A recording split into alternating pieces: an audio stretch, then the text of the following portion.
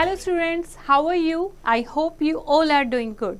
Today we are starting a chapter which name is the National Movement, then first phase 1885 to 1919. And before starting the chapter we have to know some important terms like what is nationalism? Nationalism means patriotic love for one's own country. Next is moderates. Moderate means those members of the Indian National Congress who believed in peaceful and constitutional means. Radical. Radical means drastic or extreme. Extremist. Those members of the Indian National Congress who wanted to achieve suffrage through mass action or by force of violent means. What is communalism?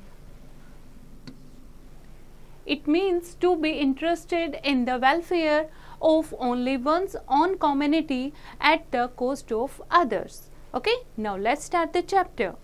Many events occurred during the 19th century which had far-reaching consequences. The revolt of 1857, various peasants and tribal revolts and movements, socio-cultural awakening and economic impact of imperialism completely changed the direction of Indian history. जैसा कि आप सब जानते हो, that is the first phase of independence, the revolt of 1857. इस time क्या चल रहा था? बहुत सारा स्ट्रगल चल रहा था. जो इंडियंस हैं वो ब्रिटिशर्स के खिलाफ बहुत सारे मूवमेंट निकाल रहे थे. ठीक है, तो बहुत सारे चीज़ें ऐसे हो रही थी जहां पर सब लोगों को, सब इंडियंस को यूनाइटेड होने के लिए जोड़ा जा रहा था ताकि वो ब्रिटिशर्स से आज़ाद हो सकें. A nationalist fervour had already been generated amongst the Indians. The second half of the 19th century saw the crystallization of political consciousness among the masses. This awareness led to the strengthening of the national movement in India that culminated in her independence in August 1947. और 19th century जो थी वो हमारी independence की तरफ जाने वाली movement थी जहाँ पर सब इंडियंस यूनाइटेड होकर हमें क्या दिलाई? आज़ादी दिलाई. Okay, now what were the reasons for the growth of national political consciousness? Okay, Indian national movement erupted as the direct result of conditions created by the British. क्योंकि ब्रिटिशर्स जो हैं वो इंडियंस पर इतना अत्याचार कर रहे थे, उन्हें इतना ज़्यादा डिस्क्रिमिनेट कर रहे थे कि सब लोगों को, सब इंडियंस को एक साथ होकर एक मूवमेंट उनके खिलाफ उठानी पड़ी. ओके, तो बहुत सारी ब्रिटिश रूल के कारण बहुत सारे पॉलिटिकल, कल्चरल और इकोनॉमिक, सोशल चेंजेस आए हुए थे जो क्या चाहते थे? इंडियन चाहते थे कि किसी भी तरीके से ब्रिटिशर से उन्हें आज़ादी मिले. कुछ रीजंस थे like though the revolt of 1857 failed to achieve its objective, its memory was still fresh in the minds of the people. हालांकि जो फर्स्ट रिवोल्ट ऑफ इंडिपेंडेंस थी, that is the revolt of 1857, वो unsuccessful थी, लेकिन फिर भी लोगों के दिलों में, इंडियन के दिलों में एक याद जो है, एक चीज़ जो है वो दिमाग में उनके आ गई थी कि अगर हम एकजुट होकर देश के कोने कोने से अगर ब्रिटिशर्स के खिलाफ होंगे तो हम उन्हें यहाँ से हटा सकते हैं. क्योंकि इस रेवोल्यूशन में 1857 के रिवोल्ट में सब लोग जैसे कि tribes, peasant, caste and religious community, सब लोग आपस में एक दूसरे के साथ आए. Second is spread of English education informed the Indians about the liberal political ideas of the West. दूसरा रीज़न था कि जो ब्रिटिशर्स थे उन्होंने यूरोपियन एजुकेशन को इंडिया में इंट्रोड्यूस किया. तो उस एजुकेशन पॉलिसी में ऐसी बहुत सारी बातें लिखी होती थी जिससे उन्हें आइडिया होता था कि एक फ्री कंट्री कैसी होती है. तो उनसे उनको काफ़ी आइडिया आया कि हम लिबरल आइडियाज़ आए कि कैसे हम अपनी कंट्री को फ्री करा सकते हैं और फ्री कराने के बाद हमें उसका क्या बेनिफिट होगा. Fine. Next is socio-religious reforms of the country and the growing racial and economic exploitation of Indians by the British imperialists were the other reason. क्या रीजन था कि जो सोशो रिलीजियस रिफॉर्म्स हो रहे थे कंट्री में, ठीक है, रेशियल और इकोनॉमिक जो एक्सप्लॉयटेशन हो रहा था इंडियंस का, इसीलिए भी जो इंडियंस थे वो ब्रिटिशर्स के खिलाफ थे। And the English educated middle class became the torchbearer of the struggle for independence. The enlightened middle class was familiar with the European liberal ideas and possessed a sense of pride in the country's glorious past. जो English पढ़ने लगे, जो educated Indians थे, ठीक है, वो बहुत सारी बातें ऐसे जान गए थे कि यूरोपियन लिबरल आइडियाज़ जो हैं उनसे कैसे हमारी कंट्री में बेनिफिट आ सकता है, कैसे हम अपनी कंट्री को, अपने जो उनका ग्लोरियस पास्ट था, अपनी कंट्री के ग्लोरियस पास्ट को वो याद करने लगे कि कैसे फॉरेनर्स ने आके हमारी कंट्री को डिस्ट्रॉय कर दिया है, जो हमारे इंटरेस्ट थे, जो चीज़ें हम सेलिब्रेट करते थे, कैसे उसको एक तरीके से ख़त्म कर दिया है। तो हमें वो चीज़ें वापस चाहिए। Next is the study of Indology promoted a sense of pride in the India's culture and historical legacy. Indology यानी इंडिया के बारे में, इंडिया की पास्ट स्टडी के बारे में जो भी स्टडी किया उससे हमें अपने इंडिया के कल्चरल और हिस्टोरिकल लेगेसी पर प्राइड फील हुआ। तो हमें लगा कि हमारा जो इंडिया है वो बहुत सुप्रीम है, तो हमें लिबरल होना बहुत ज़रूरी है। Next, Indian newspapers and journals, both in English and vernacular languages, played a crucial role in building up a favorable public opinion at the national level. दूसरी तरफ जो इंडियन न्यूज़पेपर्स, मैगजीन्स, जर्नल आ रहे थे वो इंग्लिश लैंग्वेज में भी आते थे और वर्नाकुलर लैंग्वेजेस में भी आते थे, यानी जहाँ की जो लोगों की लोकल लैंग्वेज होती थी, तो लोगों को इजीली कंसेप्ट समझ आता था, लोगों के ओपिनियन को उसमें पब्लिश किया जाता था कि कैसे इससे स्पिरिट ऑफ नेशनलिज्म ग्रो हो सकती है और कैसे हम इंडिपेंडेंट हो सकते हैं। The growth of art and literature in almost every Indian language gave further impetus to the feelings of nationalism. उसके अलावा जो हमारे इंडिया के आर्ट एंड लिटरेचर की इतनी ज़्यादा ग्रोथ हो रही थी, इंडियन लैंग्वेज की, उससे भी जो नेशनलिज्म की भावना है वो लोगों में जागरूक हुई। जैसे कि ड्रामा है लाइक नील दर्पण। नील दर्पण एक ड्रामा है जो कि खेती होती थी इंडिगो डाई की, ओके, जो नील आपको पता है, जो कपड़ों में नील कलर का यूज़ करते हैं, तो वो एक डाई होती थी, वो यूरोपियन कंट्रीज़ में बहुत पसंद किया जाता था। लेकिन उसका क्या नुकसान था कि वो हमारी ज़मीन को, किसानों की ज़मीन को ख़राब कर देती थी और जो ब्रिटिशर्स थे उनको बहुत ज़्यादा उससे फ़ायदा होता था एक्सपोर्ट करने में। तो कैसे किसानों को डोमिनेट किया जाता था इंडिगो डाई ग्रो करने के लिए, कैसे उनको एक्सप्लॉइट किया जाता था, ये ड्रामा है एक नील दर्पण, उसमें बहुत अच्छे से दर्शाया गया है। और भी ऐसे कई ड्रामास थे जिसमें लोगों को जागरूक कराया कि हमारे इंडिया की क्या सिचुएशन हो गई है because of the Britishers. And next is pre Indian National Congress organisation. Okay, The Indian National Congress was not the first political association to be set up in the country. उससे पहले और भी बहुत सारी association आई, ठीक है, अलग अलग मेंबर्स बने, कुछ मिडिल क्लास प्रोफेशनल्स थे, ठीक है। The pre-Congress association cropped up mostly in and around the three presidency town of Kolkata, Chennai and Mumbai. जो प्री कांग्रेस एसोसिएशन थी वो पहले इन 3 प्रेसिडेंसी से शुरू हुई थी। In 1875 there were 474 newspapers in circulation, जिसमें से कुछ फेमस के नाम आपको दिए गए हैं लाइक अमृत बाजार पत्रिका, Hindu, patriot and so on. तो आप देखो 1875 तक कितने न्यूज़पेपर्स आ गए थे, 474। In Bengal, the Indian League 1875 was established with Sisir Kumar Ghosh, editor of Amrit Bazar Patrika, as the leader. और बंगाल में एक इंडियन लीग 1875 में एक एसोसिएशन शुरू हुई जिसके लीडर कौन थे, शिशिर कुमार घोष। कौन थे शिशिर कुमार घोष, जो कि एक पत्रिका के संपादक थे, ठीक है। तो वो उन्होंने ये लीड किया द इंडियन लीग, ये एक एसोसिएशन बनी। Now next is the Poona Sarvajanik सभा।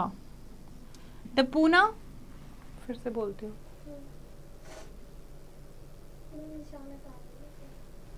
वो हो गया एक्सप्लेन, द पूना से बोल रही हूँ। Next is the Poona Sarvajanik सभा 1970 किसने सेटअप की थी? MG Ranade, GV Joshi and SA. Chiplunkar and argued the representative of Bombay Bengal to work together, कि एक साथ मिलकर हम काम करेंगे। ठीक, उसके बाद Bombay presidency association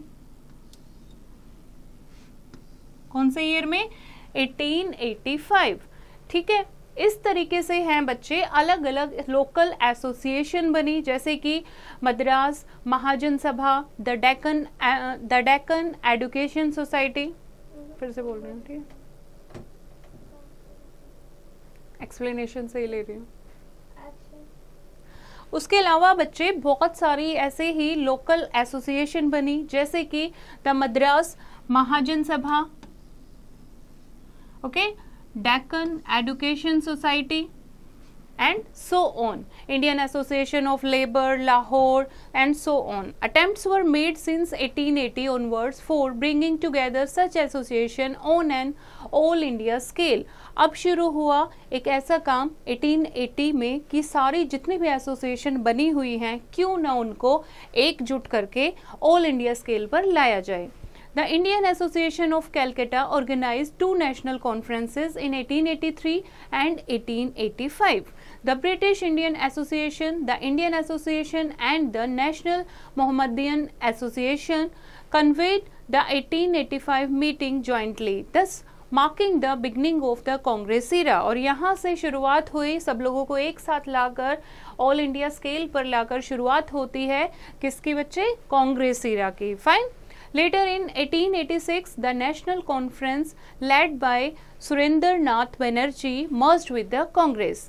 The British government offensively reacted to these activities of the Indians. अब जब ये लोग सारी एसोसिएशन एकजुट होके एक कांग्रेस सामने आई थी, ठीक है, बिगनिंग ऑफ द कांग्रेस इरा, अब कांग्रेस इरा की शुरुआत हुई है, तो ब्रिटिशर्स को क्या इनकी ये एक्टिविटीज पसंद आ रही थी? क्या ये सब लोग एक साथ आ रहे हैं?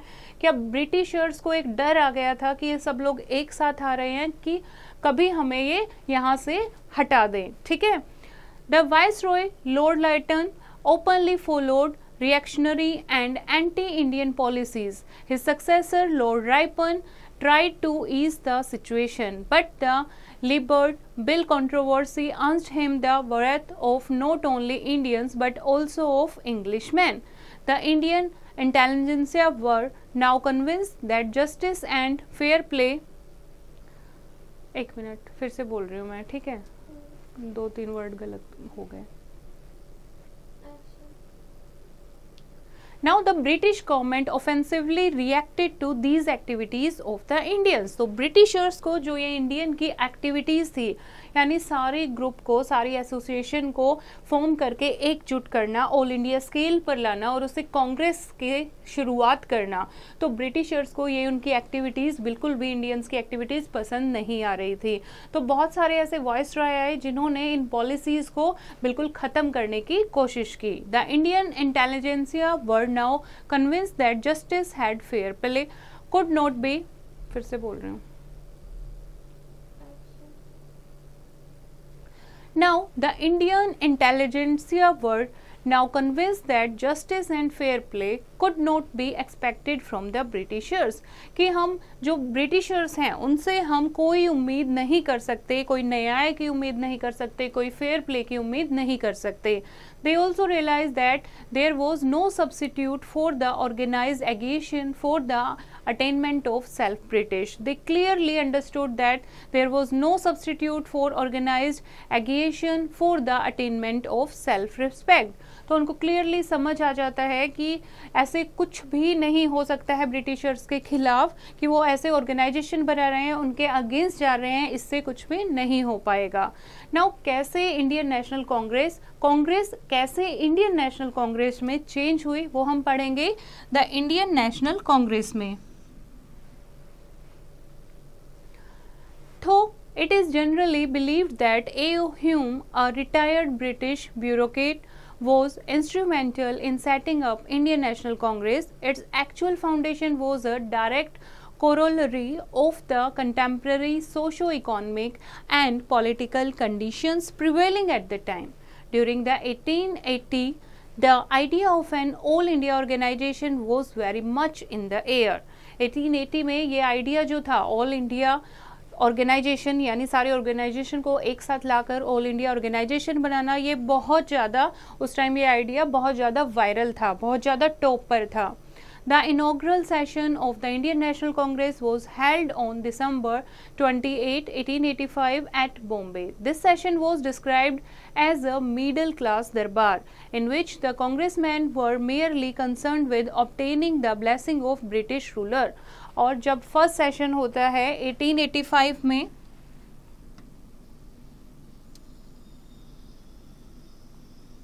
The first session of Indian National Congress, okay, तो इसको एक बेयरली क्या माना गया, इसको एक मिडिल क्लास दरबार माना गया कि जो मिडिल क्लास के लोग हैं वो एकजुट हुए हैं ब्रिटिशर से बात करने के लिए या ब्रिटिशर से ब्लेसिंग्स लेने के लिए, समझौता करने के लिए. But later on it provided a suitable platform to give voice to the growing resentment of Indians. Voimesh Chandra Banerjee, the president of the first Congress, outlined the objectives of the Congress as below. जो president कौन बने अब first national Congress के? व्योमेश चंद्र Banerjee, the president of the first Congress. क्या कहना था इनका कि कांग्रेस का निर्माण क्यों हुआ है, क्या ऑब्जेक्टिव हैं? First is the promotion of personal friendship amongst the people of the country. जब सब लोग सारे जो भी अलग अलग एसोसिएशन थी वो एक साथ आ गई हैं तो लोगों की आपस में फ्रेंडशिप हो जाएगी और एक नेशनलिज्म, यूनिटी की भावना आएगी कंट्री के लोगों में. Second, removal of all prejudice relating to race, creed और प्रोविंस. दूसरा, जो लोगों में, इंडिया के लोगों में आपस में कास्ट सिस्टम को लेकर है या रेस को लेकर है, क्रीड को लेकर या प्रोविंसेस को लेकर जो भी गलतफहमियां हैं वो दूर हो जाएंगी. नेक्स्ट, प्रमोटिंग नेशनल यूनिटी, और इस सबसे क्या आएगा? नेशनल यूनिटी आएगी, राष्ट्रीय एकता आएगी. Deciding on a future course of action, और उससे हम एक फ्यूचर प्लान कर पाएंगे कि आगे हमें सबको मिलकर क्या करना है. Okay, these are the objectives of the National Congress. Now the next term is what were, who were moderates. फिर से बोल रही हूँ ये. Now the next topic is who were moderates and extremist. Now the Indian National Congress जो थी that grew between 1885 to 1905 when the moderates or the petitioner dominated it. गलत हो गया ना, दिख नहीं रहा, petitioners.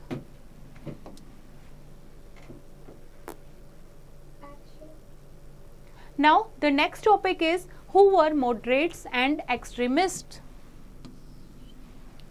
इंडियन नेशनल कांग्रेस जो थी उसमें दो टाइप के ग्रुप थे. अब इतने सारे एसोसिएशन मिलके इंडियन नेशनल कांग्रेस बनी है तो जाहिर है लोगों की जो आइडियोलॉजी है वो भी डिफरेंट थी. तो दो टाइप के लोग थे, एक था ग्रुप जिसको मॉडरेट्स कहते थे और एक टाइप का ग्रुप जिसको एक्सट्रीमिस्ट का नाम दिया गया. Now who were moderates? Moderates, the demands of the Congress during its first phase 1885 to 1905 were very modest and centered around constitutional reforms, economic relief, administrative reorganization and defense of civil right. तो जो first demand थी कांग्रेस की वो बहुत ही modest थी, बहुत easy demand थी, बहुत छोटी छोटी डिमांड थी. जैसे कि उन्हें कॉन्स्टिट्यूशनल में कुछ रिफॉर्म चाहिए, कुछ चेंजेस उन्हें करने हैं, इकोनॉमिक रिलीफ चाहिए कि भारत के जो किसान हैं उनको भी इंडिपेंडेंट होना है, या कुछ भी एडमिनिस्ट्रेटिव रीऑर्गेनाइजेशन चाहिए, या defence of civil right. Although the moderates kept up with their demands, the British hardly responded to them. और जब भी मॉडरेट पीपल अपनी डिमांड ब्रिटिशर्स के सामने रखते थे, ब्रिटिश जो थे वो रिस्पॉन्स नहीं करते थे. तो मॉडरेट का क्या मेथड था, क्या तरीका था, वो क्या लिखते थे? लेटर्स लिखते थे, बड़े बड़े पेटिशन लिखते थे, ब्रिटिश गवर्नमेंट के लिए। तो क्या करती थी गवर्नमेंट, उनको नज़रअंदाज करती थी, उन्हें इग्नोर करती थी, लेकिन वो बार बार इसी मेथड से ही चलते थे। Fine. For example, Therefore, they demanded rapid development of indigenous industries and agriculture। जैसे उन्होंने ब्रिटिशर्स को लिखा कि जो इंडियन इकोनॉमी की जो हालत है वो इस वजह से है कि इंडिया की जो भी वेल्थ थी वो तो तुम इंग्लैंड ले गए हो, राइट। तो यहाँ के भी जो किसान हैं, यहाँ जो इंडस्ट्रीज़ हैं, एग्रीकल्चर है, उसकी डेवलपमेंट किसे करनी होगी, ब्रिटिशर्स को करनी होगी। They also wanted Indian control over the public purse and raised the slogan "No taxation without representation." The claim for suffrage or self-rule also emerged by the beginning of the 20th century। अब उन्हें क्या चाहिए था, जो moderate people थे वो शांति से काम करने वाले लोग थे, ज़्यादातर जो पढ़े लिखे लोग थे वो मॉडरेट पीपल थे। उनका कहना था रूल एंड रेगुलेशन से चलना चाहिए। उनका कहना था कि हमें क्या चाहिए, हमें सेल्फ रूल चाहिए, यानी कि हमें स्वराज चाहिए, होम रूल चाहिए। अब बच्चे स्वराज क्या होता है, स्वराज होता है हमारा देश है, हम रूल करेंगे, टॉप पर आप ही रहोगे, सुपीरियरिटी किसकी रहेगी, ब्रिटिश गवर्नमेंट की, लेकिन रूल कौन करेगा हमारी कंट्री में, हम रूल करेंगे। तो क्या डिमांड कर रहे थे, स्वराज डिमांड कर रहे थे, सेल्फ रूल, और इसे हम होम रूल भी कहते हैं। British hostility towards the Congress increased with its slew of demands following a policy of divide and rule. They encouraged the Aligarh movement led by Sir Syed Ahmad Khan, which led to the formation of the Muslim League in 1906. Curzon's aggressive policies led to the control of university education and the partition of Bengal in 1905. लेकिन जो Britishers थे वो इन सारी demands को क्या कर रहे थे, इग्नोर कर रहे थे, और वो अपनी कौन सी पॉलिसी चला रहे थे, ये बहुत फेमस पॉलिसी थी ब्रिटिशर्स की, डिवाइड एंड रूल। धर्म के नाम पर, जाति के नाम पर अलग अलग कर दो इंडियंस को और खुद रूल करो। इसी का कारण है कि जो मुस्लिम लीग की शुरुआत हुई 1906 में after the partition of Bengal in 1905। Although the Congress in its early phase failed to achieve any concrete reforms in different spheres, it succeeded in creating a wider national consciousness. It trained people in politics, popularized the ideas of democracy and nationalism, propagated the modern outlook, and exposed the evils of British rule. इन्होंने क्या काम किया, जो moderate people थे वो इतने ज़्यादा changes India में शुरुआत में नहीं कर पाए, लेकिन इन्होंने लोगों को अवेयर कर दिया था, लोगों को जागरूक किया पॉलिटिक्स को लेकर, ठीक है, डेमोक्रेसी को लेकर कि अगर हमारी लोकतंत्र सरकार होगी तो हमें क्या फ़ायदे होंगे, नेशनलिज्म क्यों ज़रूरी है, मॉडर्न आउटलुक क्यों ज़रूरी है, इनकी जो एडुकेशन है, ब्रिटिश एडुकेशन है, वो सीखनी क्यों ज़रूरी है। ओके, कुछ फेमस लीडर्स रहे हैं मॉडरेट लीडर, जिनमें से कुछ का नाम यहाँ दिया गया है, जैसे दादा भाई नारोजी, जो कि one of the famous leader of Indian National Congress, Surendra Nath Banerjee, Ramesh Chandra Dutt, Mahadev Govind Ranade and Gopal Krishna Gokhale. Now the next is extremist. Extremist बिल्कुल मॉडरेट से बिल्कुल अपोजिट। इनका कहना क्या था, इनका कहना था बाय हुक एंड क्रुक हम आज़ादी लेकर रहेंगे, चाहे कोई भी मीन हो, कोई भी वे अपनाना पड़े। Radical nationalist ideology in India had been growing since the revolt of 1857. By the turn of the century, the discontent had become widespread among rural gentry and peasantry and workers. A large number of leaders became vocal in their demands and action. These leaders came to be known as the radicals, nationalist और extremist। और अब क्या था, अब लोग जो हैं, जो लीडर थे, वो अपनी चीज़ें बोल के अपनी डिमांड को ब्रिटिशर्स के सामने रखने लगे थे। इन लोगों को, इस ग्रुप को क्या कहा गया, radical, nationalist or we can say extremist. The second phase of the Indian nationalism began after 1905. The period between 1905 to 1818 मतलब 1905 से 1918 तक is known as the extremist phase of national movement। कि अब मॉडरेट्स से उन्होंने कहा कि अब तुमसे नहीं होगा, अब हम करके देखते हैं, फाइन। तो इस पीरियड को 1905 to 1918 के पीरियड को एक्सट्रीमिस्ट पीरियड कहा जाता है। इसमें फेमस लीडर कौन थे, जैसे लाला लाजपत राय, बाल गंगाधर तिलक, बिपिन चंद्र पाल, नोन एज द लाल बाल पाल। इसको आप शॉर्ट फॉर्म से याद कर सकते हो, लाल बाल पाल, लाला Lajpat Rai, Bal Gangadhar Tilak and Bipin Chandra Rai. Fine. Now the main extremist leader, ये कौन थे, मेन एक्सट्रीमिस्ट लीडर्स थे। Tilak was known as Lokmanya, Lokmanya Tilak कहा जाता था तिलक राज को। एंड ही अनाउंस्ड स्वराज, फिर से बोल रही हूँ तिलकवाज, तिलक वॉज नोन एज लोकमान्य, और जो बाल गंगाधर तिलक थे उनको तिलक क्या कहा जाता था, लोकमान्य कहा जाता था, लोकमान्य तिलक। He announced स्वराज्य is my birthright and I shall have it, और उनका एक स्लोगन बहुत फेमस है। अब देखो मॉडरेट्स क्या कहते थे कि हमें स्वराज चाहिए, हमें होम रूल चाहिए। एक्सट्रीमिस्ट का कहना था मांग क्यों रहे हो, स्वराज्य हमारा क्या है, बर्थ राइट है, हमारा जन्म सिद्ध अधिकार है और हम ये लेकर रहेंगे। तो ये फर्क था मॉडरेट और एक्सट्रीमिस्ट में। Now causes of growth of radical nationalism. First is revolutionary movements in Ireland and Russia inspired the Indians. जो उस टाइम आयरलैंड और रशिया वो भी क्या करना चाहते थे, वो रेवोल्यूशन निकाल रहे थे, वो भी आज़ाद होना चाहते थे, उससे इंडियन जो हैं बहुत ज़्यादा इंस्पायर हुए। Second, emergence of a radical nationalist school of thought with leaders like Aurobindo Ghosh, Bal Gangadhar Tilak, Lala Lajpat Rai and Bipin Chandra Pal buttressed the inspiration. ऐसे स्कूल खोल दिए गए थे जिसमें आप ऐसे लीडर्स के साथ काम कर सकते थे, अपने आइडियाज दे सकते थे कि कैसे हम फ्रीडम पा सकते हैं। Increase in unemployment with the spread of education was another reason. अब एजुकेशन तो बढ़ रही थी, ठीक है, लोगों को ब्रिटिशर्स जो है ब्रिटिश एजुकेशन तो दे रहे थे, लेकिन उस टाइम इंक्रीज इन अनएम्प्लॉयमेंट, लोग काफ़ी बेरोजगार भी हो गए थे। Next is the politically conscious Indians were disillusioned with the principle and methods of the moderate leadership।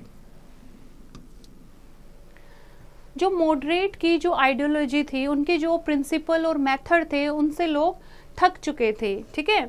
There was disappointment with the Indian council act of 1892 and bitterness against the British authorities due to calamities like plague and famine.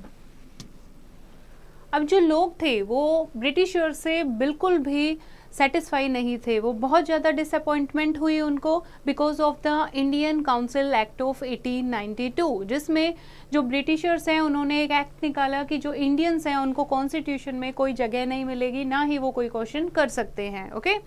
और दूसरा, वो बिल्कुल भी Indian states में बिल्कुल भी साफ सफाई पर ध्यान नहीं देते थे, जिसके कारण प्लेग और फेमाइन जैसी कम्युनिकेबल डिजीज स्प्रेड हो गई थी। इस कारण जो इंडियन थे वो ब्रिटिशर्स के खिलाफ हो गए थे। Repressive measures like the law against sedition in 1898 and the official secret act of 1899 added fuel to the fire. और इसके साथ साथ जो ये दो एक्ट और आए, इनसे भी जो इंडियन हैं वो बहुत ज़्यादा गुस्सा हो गए थे, ठीक है, बहुत ज़्यादा वो क्या हो गए थे, टॉर्चर फील कर रहे थे। The policies of Curzon culminated in the partition of Bengal in 1905 fanned the fire of freedom among the masses।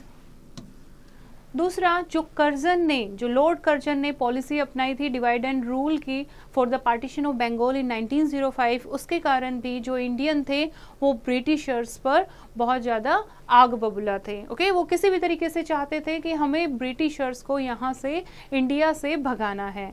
The extremists suggested programs like the boycott of foreign goods, government services and titles and honors. Besides these, they also supported the Swadeshi movement and nationalist educational institution। ये हम आगे बढ़ेंगे कि कैसे foreign good को boycott किया, कैसे जो उन्हें मेडल अवार्ड दिए गए थे, ऑनर अवार्ड दिए गए थे, कैसे उन्होंने सरकार को वापस कर दिए, और कैसे स्वदेशी मूवमेंट चलाया, कैसे नेशनल एजुकेशन इंस्टीट्यूशन ओपन हुए, ठीक है। अब हम बात कर रहे हैं एक बहुत अहम मुद्दे की, बहुत इंपॉर्टेंट पार्ट है ये, that is partition of Bengal in 1905। In 1905, Lord Curzon announced the partition of Bengal. East Bengal, with its capital at Dhaka, was carved out a new province. This decision was effected as extension of his communal policy of divide and rule. किसने partition किया था ये? कौन था उस time viceroy 1905 में? Lord Curzon. Okay. East Bengal जिसमें क्या रहते थे, मुस्लिम पॉपुलेशन ज़्यादा थी, तो उसको ईस्ट बंगाल सेपरेट कर दिया. और वेस्ट बंगाल जिसमें हिंदू लोग थे, जो अब अलग देश बन चुका है, पश्चिम बंगाल, इन दोनों कंट्रीज को धर्म के नाम पर, रिलीजन के नाम पर क्या कर दिया, अलग कर दिया. कौन सी पॉलिसी अपनाकर? Same, divide and rule. जब भी जो इंडियन है एकजुट होने की जब भी उन्होंने कोशिश की है, ब्रिटिशर्स ने अपनी ये पॉलिसी लगाई है और इंडियंस को क्या कर दिया है, भाई भाई को क्या कर दिया है, अलग कर दिया है. Its aim was to weaken growing nationalism in Bengal by forming a Muslim bloc.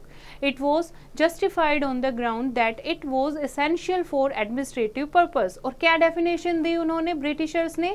जब इंडियंस ने पूछा कि ऐसा क्यों किया जा रहा है, तो उन्होंने डेफिनेशन दी क्योंकि बंगाल जो है वो बहुत बड़ा प्रोविंस है, उसको संभालना बहुत मुश्किल है, इसीलिए एडमिनिस्ट्रेटिव पर्पस के लिए हम इसको सेपरेट कर रहे हैं. लेकिन रियलिटी क्या थी? रियलिटी थी ब्रिटिशर्स नहीं चाहते थे कि इंडियन जो है वो एकजुट हों, उनके अंदर नेशनलिज्म की फीलिंग आए. ओके. तो इंडियन लीडर को ये चीज़ फील हो गई थी कि ब्रिटिशर्स जो हैं वो डर गए हैं और वो कभी भी नेशनलिज्म को नहीं होने देंगे. ठीक. ये इन्होंने बंगाल का पार्टीशन इसीलिए किया है ताकि ये जो नेशनलिज्म की फीलिंग ग्रो हो रही है उसको कमज़ोर कर सकें. And all India anti partition agitation soon followed. और बहुत जल्दी ही एक एंटी पार्टीशन यानी बंगाल का पार्टीशन नहीं चाहिए, इसके खिलाफ क्या शुरू हुआ? विद्रोह शुरू हुआ, एक आंदोलन शुरू हुआ. Demonstrations and hartals were observe. बहुत सारे ऐसे धरने किए गए, हड़ताल की गई. A huge crowd sang the national anthem composed by Rabindranath Tagore. सब लोग इंडिया के एक साथ एकजुट होकर नेशनल एंथम गा रहे थे कि हम ये जो पार्टीशन है ये नहीं होने देंगे.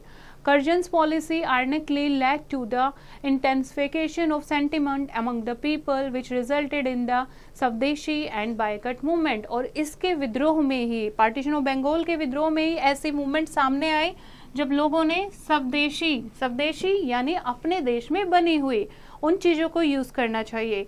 अगर स्वदेशी मूवमेंट आएगा तो दूसरे जो प्रोडक्ट हैं, फॉरेन के प्रोडक्ट हैं, वो अपने आप ही बायकट हो जाएंगे क्योंकि हम अपनी चीज़ें यूज़ करेंगे तो दूसरी चीज़ें सेल ही नहीं होंगी. या फिर हम क्या कर सकते हैं? बायकट मतलब दूसरी चीज़ें यूज़ ही नहीं करेंगे. फॉरेनर ब्रिटिशर्स की जो इंपोर्ट की हुई चीज़ें थी उन्हें अगर हम यूज़ ही नहीं करेंगे तो क्या यूज़ करेंगे? अपनी स्वदेशी चीज़ें. तो इन चीज़ों की, इन मूवमेंट की शुरुआत हुई. Communalism was a 20th century development. This phenomena tried to divide people on religious line. धर्म के नाम पर ये क्या करना चाहते थे? अलग करना चाहते थे. नाउ ये जो छोटी छोटी टर्म है इनको डिफाइन किया गया है डिटेल में, लाइक व्हाट इज स्वदेशी मूवमेंट. ओके. जब बंगाल के खिलाफ जब ये पार्टीशन हो रहा था, ब्रिटिशर जब ये पार्टीशन कर रहे थे, तो इंडियन क्या कर रहे थे? इंडियन धरना दे रहे थे, हड़ताल निकाल रहे थे. और कुछ लोग क्या कर रहे थे? स्वदेशी मूवमेंट उन्होंने लॉन्च की थी. Use of Swadeshi goods and articles and boycott of foreign products were the main instruments. Initially, the movement had a wide following and far-reaching consequences. शुरू में स्वदेशी मूवमेंट ये बहुत जोर शोर से हुई. दुनिया के कोने कोने से लोग अपने प्रोडक्ट यूज़ कर रहे थे और जो ब्रिटिश के इंग्लैंड से आए हुए प्रोडक्ट थे उनको क्या कर रहे थे? वो जला रहे थे कि जो भी तुम्हारे पास इंग्लैंड के जो भी प्रोडक्ट हैं उनको क्या लगा दो? आग लगा दो. ओके. तो धीरे धीरे ये मेथड जो है ये ठंडा होता गया. नाउ क्या चाहते थे वो चाहते थे कि हमें स्वराज चाहिए, हमें क्या चाहिए? सेल्फ रूल चाहिए. Bengali students played a major role in Swadeshi movement. अब ये जो मूवमेंट है कहाँ से शुरुआत हुआ था? स्वदेशी मूवमेंट आपका बंगाल से, क्योंकि पार्टीशन ऑफ बंगाल की ये बात है 1905 में, तभी ये मूवमेंट स्टार्ट हुआ था. तो इस टाइम मेन रोल किसका था यहाँ पर? बंगाली स्टूडेंट्स का. Okay, Bengali students played a major role and women, especially of the middle class, also actively participated in it. Bal Gangadhar Tilak, Bipin Chandra Pal and Aurobindo Ghosh led the movement. और इस कौन leader थे? इतने जाने माने leader, महान leader इस स्वदेशी मूवमेंट के लीडर थे. The Swadeshi movement was an elaborate program of passive resistance propagated by Aurobindo Ghosh. It dealt with important issues like setting up of national education institutions, administration, judiciary, and also the schemes of social reform. In fact, the extremists emerged more powerful after this movement. और स्वदेशी movement के बाद सब लोग ये जान गए थे कि जो एक्सट्रीमिस्ट लीडर्स हैं वो बहुत ज़्यादा पावरफुल है, वो कुछ भी कंट्री में करा सकते हैं. Now next topic is revolutionary trends in India and abroad.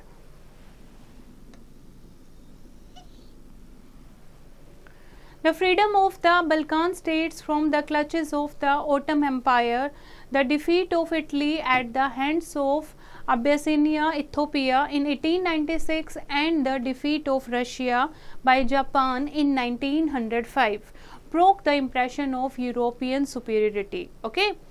Rampant unemployment coupled with the British policy of racial discrimination further increased the feeling of disaffection amongst the educated youth of the country. All these factors contributed to the rise of revolutionary movement against the British Empire. जब world war हो रही थी तो उसमें जो भी Britishers का, जो भी इंग्लैंड के साथ थी जो कंट्री, वो क्या हो गई थी? हार गई थी. तो उससे जो ब्रिटिश एम्पायर है वो क्या पड़ गया था? कमज़ोर पड़ गया था. और इंडियन जो है रेवोल्यूशनरी मूवमेंट जो है वो क्या हो गई थी? थोड़ी स्ट्रोंग हो गई थी against the British empire. Early in the 20th century, there began efforts to form revolutionary groups in India.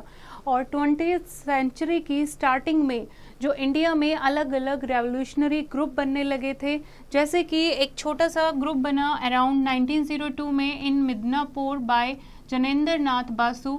उसके बाद कलकत्ता में अनुशीलन समिति जो प्रोमता मित्र ने स्टार्ट की. इस तरीके से अलग अलग ऐसे लीडर आए वहाँ से जो अपने छोटे छोटे रेवोल्यूशनरी ग्रुप बनाने लगे थे.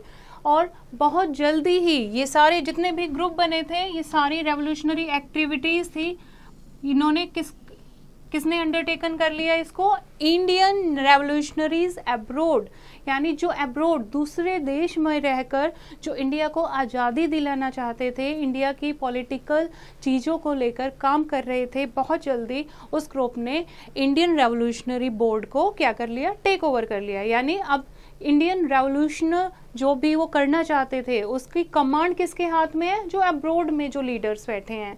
For example in 1905 Shyam ji Krishna Verma, एक उन्होंने क्या किया? इंडिया हाउस बनाया. कहाँ पर? लंदन में जाके. सोचो कितने पढ़े लिखे थे. Okay. It became the centre of revolutionary activities outside India, यानी इंडिया से बाहर रहकर भी इंडिया में क्या एक्टिविटीज होनी है वो यहाँ से हो रही थी. He also launched the paper Indian Sociologist, and the activities of India House became more radical after V.D. Savarkar joined in 1907. और उसके बाद जब 1907 में एक नए लीडर ज्वाइन करते हैं वी.डी. सावरकर, तो ये रेवोल्यूशनरी एक्टिविटी जो थी रेडिकल्स की वो और भी ज़्यादा क्या हो गई थी? स्ट्रोंग हो गई थी. ठीक है. अदर एक्टिव मेंबर कौन कौन से थे? जैसे कि Virendra Nath Chattopadhyay, Tirumal Acharya, madam Bhikaji and so on. अब क्या कर रहे थे? इंडिया से बाहर रहकर पढ़ाई कर रहे थे और इंडिया को आज़ादी दिलाने के क्या कर रहे थे? कोशिश कर रहे थे. फाइन. उसके अलावा the revolutionary Ghadar party was founded in 1913 in the USA. Ghadar party, Ghadar यानी जो तबाही मचा दे. देखो आप कहाँ बन रही है? USA में. तो USA में जो लीडर हैं वो क्या बना रहे थे? रेवोल्यूशनरी गदर पार्टी बनाई उन्होंने 1913 में. और लाला हरदयाल लाल वॉज इट्स मेन लीडर. कौन लीडर था? लाला Hardayal. Okay, Lala Hardayal was its main leader. As soon as World War I broke out, the party decided to send arms, money and men to India for staging a revolt against the British with the help of local revolutionaries. The movement took a new shape of after the arrival of Rash Behari Bose and Vishnu Ganesh Pingle. World war 1 जब शुरू हुई थी, ठीक है, तो वैसे ही इस party ने, गदर पार्टी ने क्या किया, बहुत सारे हथियार, पैसा लोगों को इंडिया में मदद करने के लिए भेजा कि ब्रिटिशर्स को कैसे वो हटा सकते हैं वहाँ से। और ये गदर पार्टी में एक नई जान देखने को मिली जब किसने ज्वाइन किया, राश बिहारी बोस ने एंड विष्णु गणेश पिंगले ने ज्वाइन किया। Next is, as the activities of the revolutionaries intensified in London and the USA, new centers emerged on the European continent. तो नए नए ऐसे सेंटर बनने लगे इंडिया से बाहर। During the war years, much of the revolutionary activities were centered in Berlin. In 1915, the Indian Independence Committee was set up with the view to liberate the country under the leadership of Virendranath Chattopadhyay, Bhupen Dutt and Lala Hridayalal in collaboration with the German Foreign Office. The plan was called the Zimmermann Plan और इस plan को क्या नाम दिया गया, Zimmerman plan.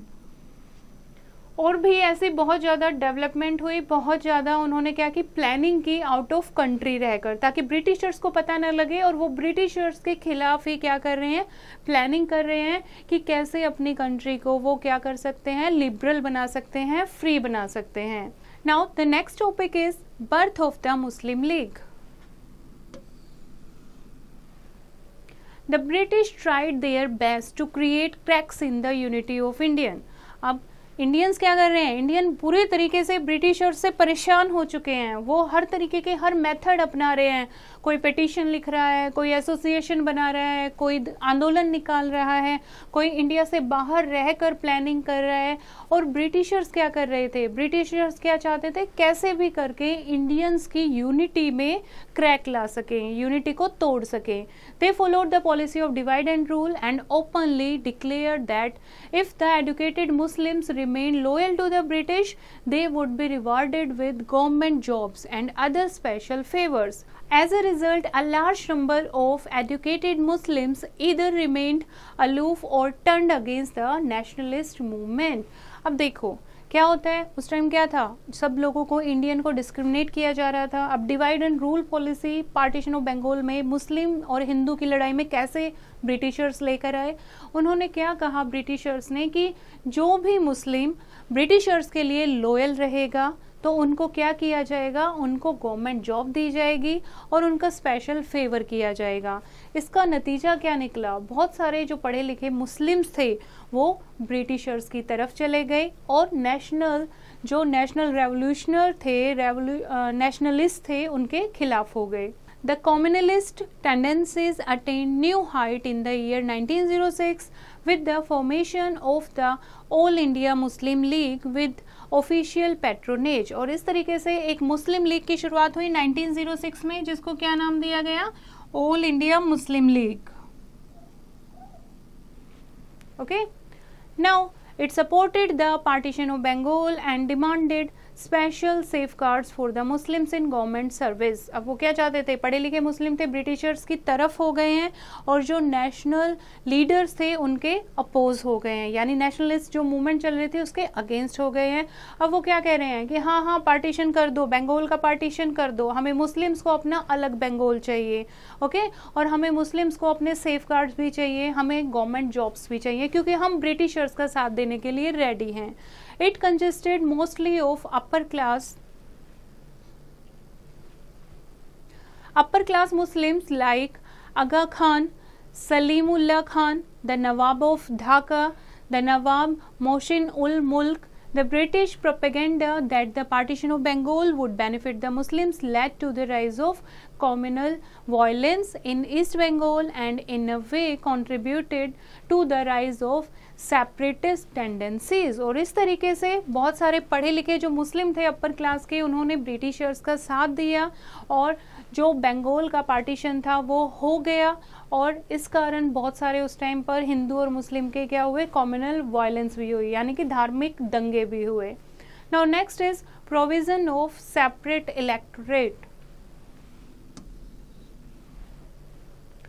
The enactment of Morley Minto reforms in 1909, providing for separate electorate for Muslims community, showcase the deliberated British attempt to implement the devised communal policy. Subsequently, this provision was demanded by and conceded to other minorities like the Sikhs, Indian Christians, the Europeans and Anglo-Indians also. अब क्या हुआ, अब British ने क्या किया, बंगाल को अलग कर दिया है, मुस्लिम पीपल को अलग कर दिया है. अब क्या चाहते हैं, उनका एक नया रिफॉर्म निकाला, that is Morley Minto reform in 1909, जिसमें क्या कहा गया कि मुस्लिम कम्युनिटी को एक अलग से क्या दे दो, इलेक्टोरेट दे दो, बिल्कुल अलग कर दो. तो जब ये किया गया तो दूसरी माइनॉरिटीज़ थी, जैसे सिख पीपल थे, इंडियन क्रिश्चियंस थे या फिर यूरोपियंस और एंग्लो इंडियंस थे, अब वो भी अलग से डिमांड करने लगे. Now the next topic is Lucknow session of 1916 and the Home Rule movement. The events between 1911 and 1916 brought about significant changes in both the Muslim League and the Congress. By 1913, both the organizations had started coming closer. In its 1913 sessions, the Congress expressed its sympathy for maintaining territorial integrity and of Turkey during the Balkan Wars and assault the cause of Muslim in West Asia. In 1915, prominent Congress leader also attended the annual session of the Muslim League, presided over by Muhammad Ali Jinnah. The 1916 session of the Congress, known for Lucknow Pact, 1916 का जो कांग्रेस का session था उसको Lucknow pact का नाम दिया गया, was more significant as it brought the Muslim League and the Congress closer. जब मुस्लिम लीग और जो कांग्रेस क्लोजर, यानी नेशनल जो थे, हिंदू जो थे, नेशनल जो आंदोलनकारी थे, और यहाँ पर मुस्लिम लीग, वो क्या आने लगे, एक दूसरे के क्लोज आने लगे हैं. And also witness the reunion of the moderates and the extremist, और दोबारा से फिर से मॉडरेट और एक्सट्रीमिस्ट थे, दोनों लीडर भी क्या हो गए, एकजुट होने लगे. This reunion was made possible largely due to the initiative taken by Annie Besant and Bal Gangadhar Tilak, who led the home rule movement in India. और ये कैसे पॉसिबल हो पाया, because of Annie Besant and Bal Gangadhar तिलक, जिन्होंने इंडिया में होम रूल की शुरुआत कराई. The Lucknow pact is an example of short-sightedness on the part of contemporary national leadership. The Congress temporarily accepted the principle of communal representation, to which it was so far opposed. The two parties jointly demanded self-rule for India, but this unity was too transitory. और ऐसे ही एक आपका Lucknow pact है, जब दोनों parties क्या आई, एक साथ आई, क्या मांग रहे थे, वो भी जॉइंटली क्या मांग रहे थे, होम रूल. तो किस तरीके से होम रूल मूवमेंट के लिए सब लोग एकजुट हो गए. Now the home rule leagues. During the war, the Congress extended support to the British in the hope that they would fulfill his demand of self government. अब जब वर्ल्ड वॉर हुई थी तो उसमें ब्रिटिशर्स का साथ दिया था इंडियन ने, ओके. और कांग्रेस ने ये साथ क्यों देने दिया था, ब्रिटिशर्स ने कहा था अगर हम इस वॉर में जीत जाएंगे, वर्ल्ड वॉर में अगर हम, इंग्लैंड जो है, ब्रिटिश एम्पायर जो है, अगर वो जीत जाएगा तो वो इंडिया को क्या दे देगा, सेल्फ रूल यानी होम रूल दे देगा, कि ठीक है लो अपने इंडिया पर रूल करो. लेकिन ऐसा नहीं हुआ. Tilak was released from jail in 1914 after 6 years of imprisonment. In 1916, he established the Home Rule League at Pune to attain self-government for India. और इसके लिए होम रूल लीग एक स्थापना की पूना में, किसने, बाल गंगाधर तिलक ने, और जिसके लिए उन्हें 6 साल जेल में डाल दिया गया. क्यों डाल दिया गया, जब उन्होंने प्रॉमिस किया था कि अगर हम ब्रिटिश एम्पायर वॉर में जीत जाएंगे तो हम होम रूल देंगे, लेकिन बजाय होम रूल देने के उन्होंने क्या किया, बहुत ज़्यादा और स्ट्रिक्टनेस कर दी. ऐसे ऐसे कानून वो लेकर आए कि कोई भी अगर डिमांड करेगा वो बिना किसी ट्रायल के जेल में डाल देंगे, कोई भी सरकार से क्वेश्चन नहीं कर सकता. और जो होम रूल लीग के निर्माता थे बाल गंगाधर तिलक, उनको जेल में डाल दिया. बहुत सारे ऐसे लीडर्स को क्या कर लिया उन्होंने, इम्प्रिजन कर लिया. These two believed that constitution methods. There was a lot of enthusiasm among the people for the national cause. Leaders like C.R. Das and Motilal Nehru to join the movement. In 1917, the two Home Rule Leagues of Tilak and Annie Besant worked in cooperation with each other. Its branches were set up all over the country and there was a popular demand for Home Rule. और बहुत सारी organisation ऐसी बन गई थी, नेता एकजुट होकर सामने आ गए थे, पूरे इंडिया में छोटे छोटे ऐसे कॉर्पोरेशन बना दी थी, एसोसिएशन बना दी थी, जो क्या चाहते थे, जिनकी एक ही डिमांड थी सबकी, उन सारी ब्रांचेस की एक ही डिमांड थी, जो क्या थी, होम रूल चाहिए हमें, कि हम इंडिया को खुद रूल करेंगे. Fine. Here is a quick recap of the chapter. After the revolt of 1857 and many other peasants and tribal revolts, political consciousness grew among the Indians. The social, political, cultural and economic exploitation of the Indians by the British were mainly responsible for the growth of political consciousness among the Indians. Spread of English education made Indians aware of liberal political ideas of the West. The English educated middle class became the torchbearer of the struggle for independence. And Indian friends played a crucial role in building up a favorable public opinion at the national level.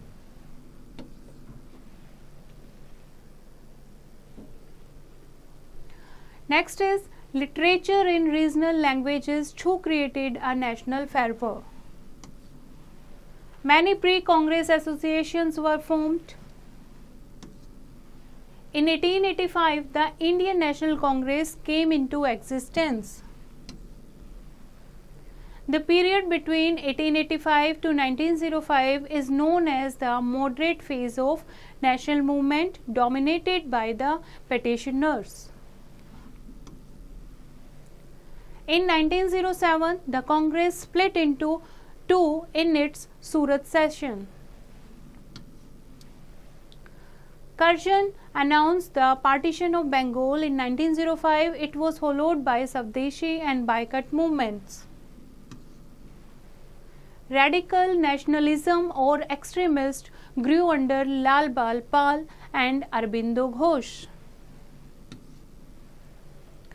The period between 1905 to 20 is known as the extremist phase of the national movement. Revolutionary activities in India and abroad were carried on. Ghadar Party was founded in the USA. Communal tendencies led to the formation of the All India Muslim League in 1906. The Morley Minto reforms provided for separate electorate for the Muslims and later for other minorities. In 1916, Lucknow Pact was made, which brought the Muslim League and the Congress closer. Home Rule League movement in India was carried on by Annie Besant and Bal Gangadhar Tilak.